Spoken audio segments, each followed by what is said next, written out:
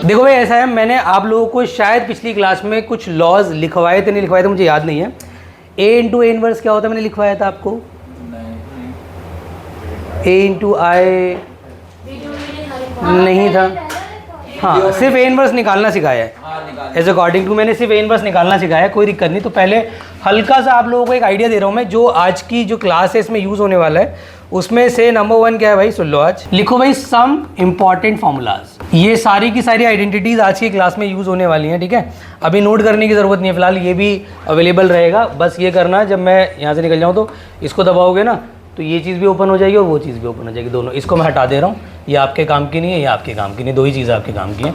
तो पहले यहाँ पे सारी आइडेंटिटी समझ लो भाई। नंबर 1 सर a इंटू आई और i इंटू ए आपने पढ़ाया था, दैट्स इट। मतलब आइडेंटिटी मैट्रिक्स को मैं चाहे a से मल्टीप्लाई करूँ, आगे पीछे करके कोई फ़र्क नहीं पड़ता, आंसर शुड बी a, ठीक है।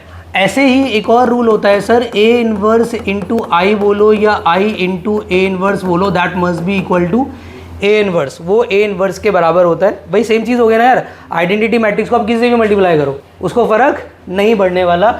अच्छा, एक बड़ा इंपॉर्टेंट रूल है कि ए इनवर्स को अगर मैंने ए से मल्टीप्लाई कर दिया या ए को ए इनवर्स से मल्टीप्लाई कर दिया तो वो आई के बराबर हो जाएगा।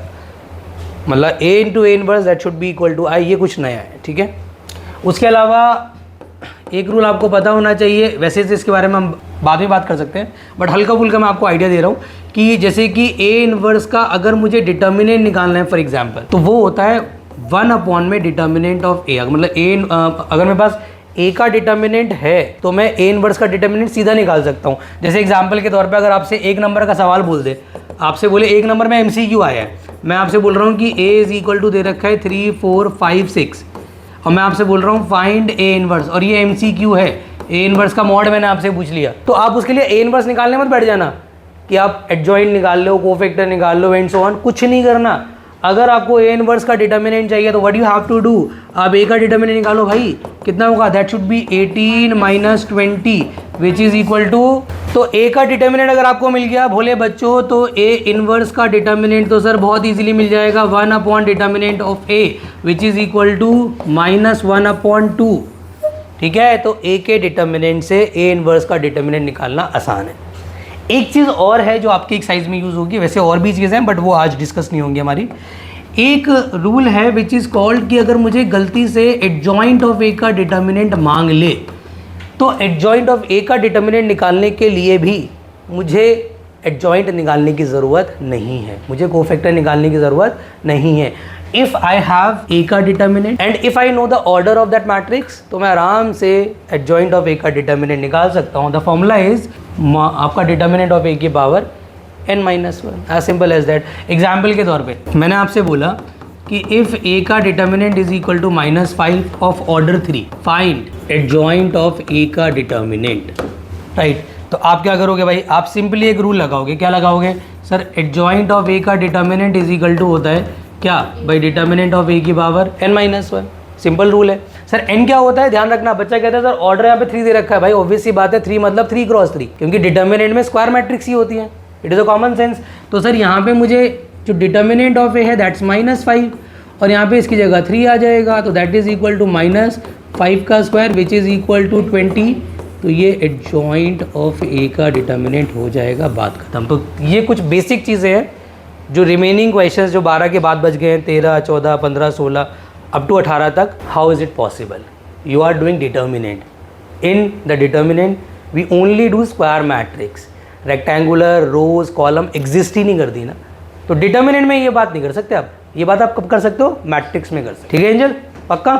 चलिए अब आज के क्वेश्चंस जो मुझे कराने हैं उस पर ध्यान दो भाई। ये जो मैं क्वेश्चंस ले रहा हूँ I am taking from assignment, ये मैं अपने असाइनमेंट से ले रहा हूँ, बट इसी पे बेस्ड आपका क्वेश्चन नंबर 13 है, 14 है, 15, 16 और रिमेनिंग, मतलब एक्सरसाइज आप कंप्लीट कर सकते हैं आफ्टर डूइंग दीज क्वेश्चंस। तो अब इसको पहले पढ़ लो भाई, ये क्वेश्चन बोल क्या रहा है आपसे, सुनो भाई ध्यान से। आपसे बोल रहे हैं कि शो दैट, पहली बात तो ये बच्चों ए मैट्रिक्स है, 2 -3 3 4, you have that A matrix, आपको f(x) इज इक्वल टू, आपको लग रहा कुछ इस टाइप का हमने पहले कर रखा है, as I remember chapter number 3 में मैंने करा भी रखा है, और आपने जो रिसेंटली टेस्ट दिया था ना उसमें एक क्वेश्चन था और आपने सही भी किया था ना, सभी ने लगभग सही किया था मेरे ख्याल से, तो ये वी हैव ऑलरेडी डन, मतलब इतना पोर्शन तो सर हम कर चुके हैं कि अगर मेरे पास fx अवेलेबल है तो सर इसके अंदर आपने बोला कि f ऑफ a निकालना है, तो ये हो जाएगा a square minus 6a plus 17i। Do you remember that? मैंने क्या बोला था कि कांस्टेंट टर्म अगर होती है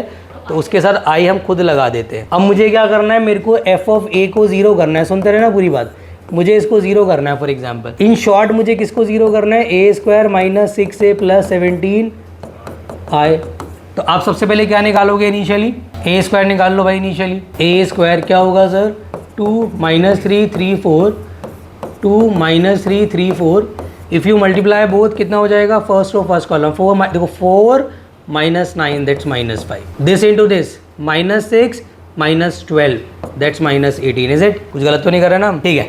नाउ दिस इंटू दिस कितना हो गया, 6 प्लस 12 कितना हो गया, 18 I think. This into this minus का 9 प्लस का 16, minus 9 plus 16 that's I think 7। चलिए ये हमारा a स्क्वायर आ गया सर। और क्या चाहिए सर, 6a चाहिए। 6a मतलब you have to multiply each and every term by 6।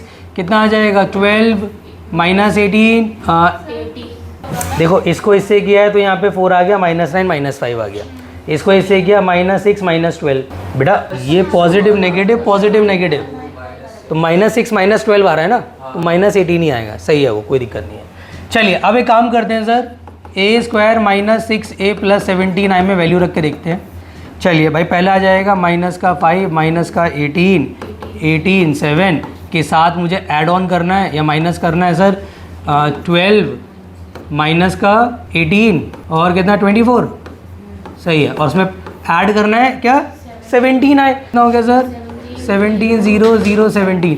Sir subtract करते हैं पहले तो, भैया सब्ट्रैक्ट करा माइनस 17 0 माइनस 17, ऐड करा 17 0 0 17, सर ऐड करा 0 0 0 0। सर यही तो प्रूव करना था कि ये वाली जो सिचुएशन है that is equal to O matrix, we have done it. यहाँ तक प्रॉब्लम नहीं है। ये क्वेश्चन अगर एग्जाम में, देखो मैं आपको बता दूं, अगर ये क्वेश्चन एग्जाम में आया तो एज अ मैट्रिक्स नहीं आएगा, एज अ डिटर्मिनेंट ही आएगा। एंड द रीजन बिहाइंड, क्योंकि यहाँ पे एक क्वेश्चन ऐड ऑन करने का उनके पास मौका है और ये वो मौका गवाएंगे नहीं। अब बच्चे हमारे भोले होते हैं बेचारे, वो कहते हैं अरे सर ये कौन सी रॉकेट साइंस है, ए इनवर्स ही तो बोला है उसने। एडजॉइंट निकालते हैं, डिटर्मिनेंट निकालते हैं, डिवाइड करते हैं। कुछ गलत तो नहीं है इसमें सुरभि, कुछ गलत है बेटा इसके अंदर? मनन हैंस फाइंड ए इनवर्स तो यही हुआ ना भाई, देवांश डिटर्मिनेंट ऑफ ए। तो फिर ये अलग से हैंस बोलने का सेंस नहीं बन रहा ना यार। ये बेटा आप लोगों को शायद पता नहीं है, आगे से जीवन में इस बात को ध्यान रखना, ना कि सिर्फ इस चैप्टर में, in every chapter in a mathematics, maths के अंदर अगर कोई आपसे सिचुएशन सॉल्व कराई है और उसके बाद लिखा हुआ है शब्द हैंस फाइंड दिस, इसका मतलब पता है क्या होता है, use the previous situation to solve the further one. मतलब you will have to, A inverse निकालने के लिए आपको इसको इस्तेमाल करना पड़ेगा। You have no choice.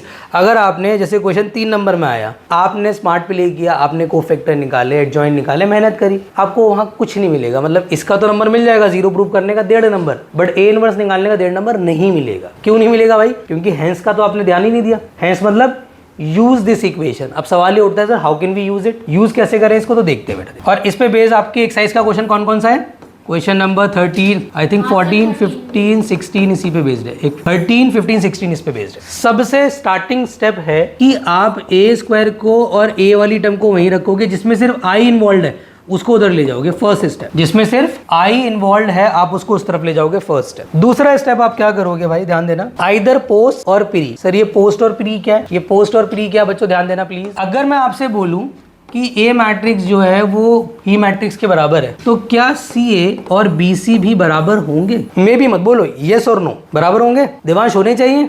Why not? क्योंकि सर यहाँ पे आप सी कर रहे हो ए से पहले और वहां आप कर रहे हो सी ए के बाद, ऐसे कैसे हो सकता है सर? ये तो इक्वल हो ही नहीं सकता, क्योंकि एज वी ऑलरेडी नो कि ए बी और बी ए कभी बराबर होता ही नहीं है। तो आपके पास चॉइस है, अगर आप किसी मैट्रिक्स से इनटू कर रहे हो तो यू हैव अ चॉइस, या तो आप करोगे प्री या पोस्ट। मतलब या तो आप ए से पहले करोगे तो यहाँ पे भी बी से पहले करना पड़ेगा, या दूसरा ऑप्शन क्या है, आप ए के बाद करोगे तो आपको बी के बाद। तो इसे बोलते हैं पोस्ट, इसे बोलते हैं प्री। सर हमें एग्जाम में क्या करना है, यू हैव अ चॉइस, आप चाहे प्री करो चाहे पोस्ट करो, बट ये मत करना आधे में प्री और आधे में पोस्ट, ये मत कर। तो आप लिखोगे क्या भाई, अब सुनो मेरी बात, आप यहाँ लिखोगे 3 मल्टीप्लाई, ये एल है बेटा, multiply by A inverse on both side. देखते रहे ना बच्चों, मतलब ए इनवर्स इंटू ए स्क्वायर, इससे पहले कांस्टेंट से पहले नहीं आएगा, 6 ए इनवर्स इंटू ए माइनस का 17 ए इनवर्स इंटू आई। सब में मैंने ए इनवर्स को लगाया पहले, बाद में क्या आया इस वाले में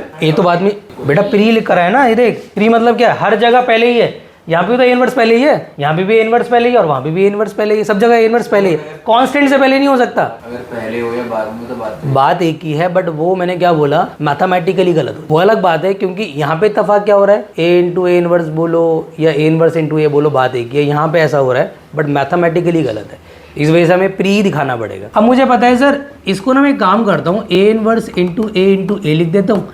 सर ये भी आपने बताया थोड़ी देर पहले, ए इनवर्स इंटू ए कितना होता है, I minus 17 A inverse into A I कितना होगा, ए इनवर्स, राइट। चलिए सर ये किसके बराबर हो जाएगा, I into A minus 6 I minus 17 A inverse, I into A किसके बराबर होता है, ए माइनस का 6 I is equal to minus 17 A inverse. Sir A inverse किसके बराबर आ गया, -1/17 ए माइनस 6। तो हमने बेसिकली क्या करा, इस इक्वेशन को सिंप्लीफाई करके ए इनवर्स की एक सिचुएशन बना ली। अब यहाँ पे सिर्फ मैं अगर सिर्फ वैल्यूज डाल दूं तो विदाउट कैलकुलेटिंग कोफैक्टर मुझे सब मिल गया, ए की जगह ए की वैल्यू कितनी है बच्चों, 2 -3 3 4 और आई की जगह आई रख दो और 6 से मल्टीप्लाई कर दो, 6 0 0 6। सर मेरा आंसर आएगा ए इनवर्स का माइनस का 4 माइनस का 3, ये 0 है ना, ठीक है, 3 और -2।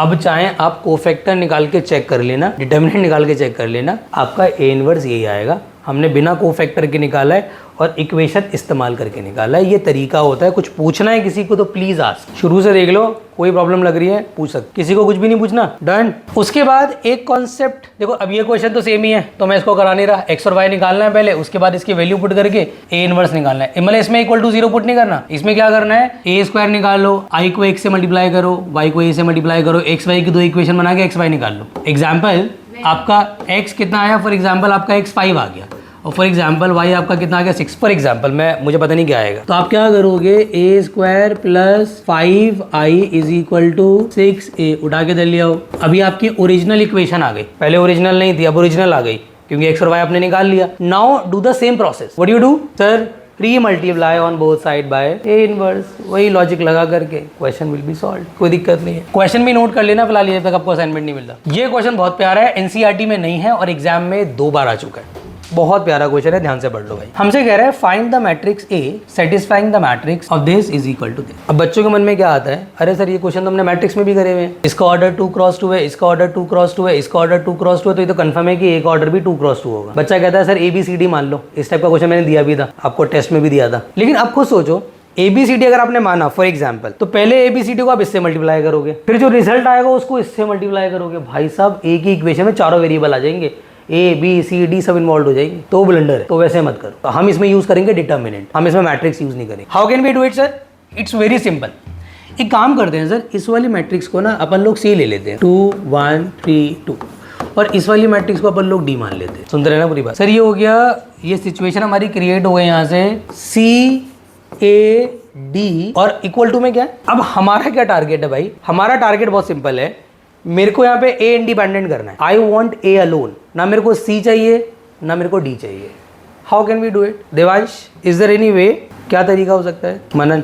CD को मल्टीप्लाई करके अगर 0 आ गया, भाई कौन से रॉकेट साइंस लगा रहा है तू ये, what are you saying? Yes बेटा एंजल, डिवाइड बेटा, कभी किसी मैट्रिक्स से डिवाइड नहीं कर सकते आप, मैट्रिक्स ऐड होती है, सब्ट्रैक्ट होती है, मल्टीप्लाई होती है, डिवाइड नहीं होती। किरदा नहीं, इधर उधर ले आना अलाउड नहीं होता, मैट्रिक्स शिफ्ट नहीं कर सकते।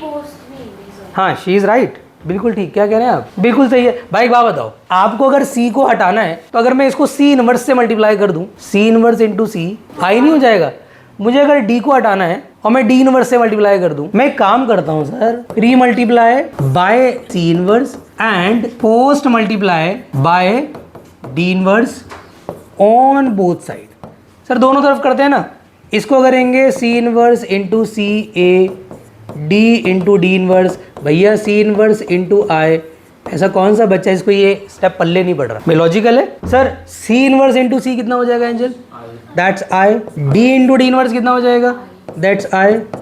C इनवर्स इंटू I कितना होता है, कोई प्रॉब्लम, I इंटू A कितना हो जाएगा। फिर तो सर ये क्वेश्चन ही सॉल्व हो गया भैया। A कैसे आ सकता है, अगर मैं सी इनवर्स को डी इनवर्स से मल्टीप्लाई कर दूं, और वो भी मैं एंड टू एंड निकाल देता हूँ आपका, आप पूरा दिखाना प्रॉपर्ली, मैं एंड टू एंड कर रहा हूँ। मुझे पता है सर सी का डिटर्मिनेंट कितना आएगा 1, और सी का एडजॉइंट कितना, अब देखो 1/1 तो लिखने की ज़रूरत ही नहीं है। एडजॉइंट बनाने का तरीका इंटरचेंज साइन चेंज, ये सी इनवर्स हो गया। और डी इनवर्स मेरे को चाहिए, पहले एक्सपैंड करते हैं, 9 पॉजिटिव, ये भी 1 ही आ रहा है, मतलब इसका डिटर्मिनेंट भी लेने की ज़रूरत नहीं है। सीधा इन दोनों को इंटरचेंज साइन, यहाँ माइनस है ना, माइनस है नहीं है, पॉजिटिव ही है, सॉरी, तो दोनों में नेगेटिव। लो सर मौज आ गई। First row first column -6 + 5, first row second column -4 + 3, this into this 9 - 10, this into this +6 - 6, sir ये आ जाएगा A -1 -1 -1 0। सर उसका -1 आ रहा है ना, डी का -1 आ रहा है क्या? अरे ये पॉजिटिव है, -19 आ रहा है फिर, प्लस माइनस माइनस प्लस होता है। बट मुझे ऐसा लग रहा है हमने शायद कुछ 3 3 9 -10 -1 आ रहा है। -1 आ रहा है, ओके। तो यहाँ पे तो ये सब प्लस हो जाएगा ना हमारा फिर, ओके सब प्लस ले लो, ये सारा प्लस हो गया, तो ये प्लस हो गया, तो इसकी वजह से दिस इनटू दिस करूँगा तो 6 भी प्लस का हो गया, और 5 इसको चेंज कर लेते हैं। हाँ जी, तो 6 - 5 1, एंड दिस इनटू दिस करेंगे तो 4 - 3 is 1, and -9 + 10 is 1, and that should B 0, तो इसकी कोई ज़रूरत नहीं है, 1 1 1 0। तो ये तरीका होता है अगर आपके पास 2 मैट्रिक्स मल्टीप्लाई में हो और बीच में अननोन मैट्रिक्स हो, तो आप इन्वर्स का सहारा ले सकते। Is that clear?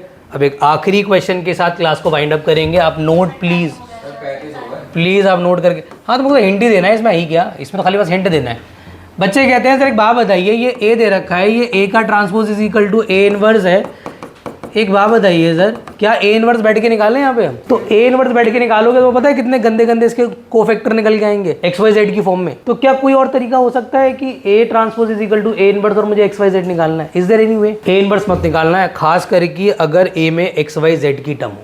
सबसे बढ़िया तरीका इन क्वेश्चन को करने का पता है क्या होता है? आप सिंपली एक काम करो, पोस्ट मल्टीप्लाई बाय, वो इच्छा है आपकी, आप चाहे पोस्ट करो प्री करो, आंसर आ जाता है बाय। अब इस बार ए इनवर्स से नहीं कर रहा, सुनो मेरे को ए इनवर्स खत्म करना है, तो इस बार मैं ए इनवर्स से नहीं करूंगा क्योंकि ए इनवर्स खत्म करना है, तो इस बार मैं करूंगा ए से मल्टी। अब सुनते रहना पूरी बात, ए का ट्रांसपोज इंटू ए का inverse into A inverse into A कितना हो जाएगा? आई, आ गई ना मौज? ये बन गया आपका चैप्टर नंबर 3 का question. Same question we have done is miscellaneous, तो ये ऐसे हो जाएगा, ठीक है? तो फटाफट से बेटा इसको नोट करें, पहले ये फॉर्मूले सारे नोट कर लें और उसके बाद उसको नोट कर लें, बिना नोट करे कोई जाएगा नहीं।